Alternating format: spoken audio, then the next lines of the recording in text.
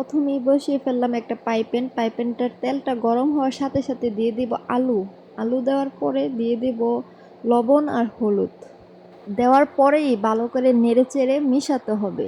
আর একদম ডিম করে দিয়ে আলুগুলো ভালো করে ভেজে নিতে হবে। আর চুলাটা যেহেতু ডিম করে রাখবো তাই আলুগুলো ভাজতে আরও বেশি সুন্দর হবে। আলুগুলো যখন ভাজা শেষ হয়ে যাবে তখনই আমি আলুগুলো তুলে ফেলবো। আলুগুলো তুলে তেলে দিয়ে দিব। এখন দিয়ে দিব পেঁয়াজ কুচিগুলো কিছুক্ষণ সময় নিয়ে ভাজবো। ভাজার পরে দিয়ে দিব আদা রসুন বাটাগুলো দেওয়ার পরে একটু নেড়েচেড়ে তারপর দিয়ে দিব সামান্য আকারের পানি দেওয়ার পরে দিয়ে পরিমাণ মতো লবণ, পরিমাণ মতো হলুদ, পরিমাণ মতো মরিচ, পরিমাণ মতো জিরের গুঁড়ো, পরিমাণ মতো টমেটো আর সাথে হচ্ছে কাঁচামরিচ দেওয়ার পরে চুলাটা ডিম করে কিছুক্ষণ ডেকে দিয়ে ভালো করে মশলাটা কষাতে হবে।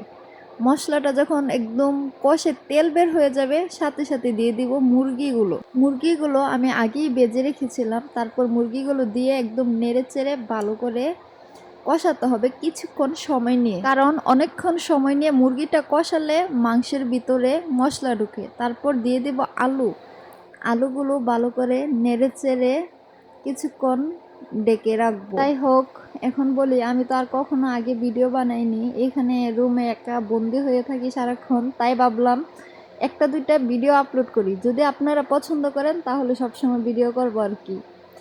এখন কথা বলতে বলতে আমার তরকারি প্রায় কষানো শেষ পর্যায়ে চলে আসছে।